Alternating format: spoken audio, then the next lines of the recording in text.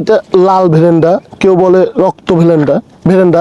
একটা সময় ছিল যে সময়ে প্রচুর ঔষধি গাছ এমনিতে রাস্তার আশপাশে পাওয়া যেত, এবং আজকে আমরা কিন্তু ওইরকম একটা গাছ পেয়েছি। দেখেন, এই ফলটার নাম কিন্তু লাল ভেরেন্ডা, গাব ভেরেন্ডা এবং রক্ত ভেরেন্ডা। এই 3 প্রকার ভেরেন্ডা গাছ কিন্তু বাংলাদেশে হয়ে থাকে। এর কিন্তু ঔষধি গুণ রয়েছে। যেরকম আপনার কোনো জায়গায় কেটে গেলে এটা রক্তবন্ধক হিসেবে কাজ করতে পারে, কোনো জায়গায় অ্যালার্জি বা চুলকানি হলে সেটার প্রতিরোধক হিসেবে কাজ করে, প্রতিষেধক হিসেবে কাজ করে। সেকেন্ডলি আপনার যদি কারো বাত ব্যথা থাকে সেটাও কিন্তু এটা খুবই কাজ করে। কিন্তু এখনকার দিনে মনে হচ্ছে যে কোনো জায়গাতেই কিন্তু আমরা এই ধরনের গাছ খুব কমই দেখতে পাই, কিংবা যদি কেউ দেখতেও পেয়ে থাকি কিন্তু আমরা চিনতেই পারি না।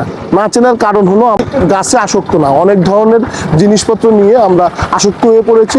কেউ অসুস্থ হলেই আমরা চেষ্টা করি কোনো না কোনো জায়গায় গিয়ে ঔষধের শরণাপন্ন হই, বা প্রকৃতি থেকে গাছ যে আমাদের সহযোগিতা করতে পারে তা কিন্তু আমরা ভুলেই গিয়েছি। তো প্রকৃতির গাছ চেনা কিন্তু খুবই গুরুত্বপূর্ণ। এখন কিন্তু খুবই সহজ হয়ে এসেছে গাছ চেনা। আপনি যদি একটা গাছ না চিনতে পারেন, সেটা জেমিনি কিংবা এআই দিয়ে কিন্তু খুব সহজে আপনি সেটা বের করতে পারেন এবং তার ঔষধি গুণ সম্পর্কে আপনি জানতে পারেন এবং আপনার নিজের কাজে লাগাতে পারেন।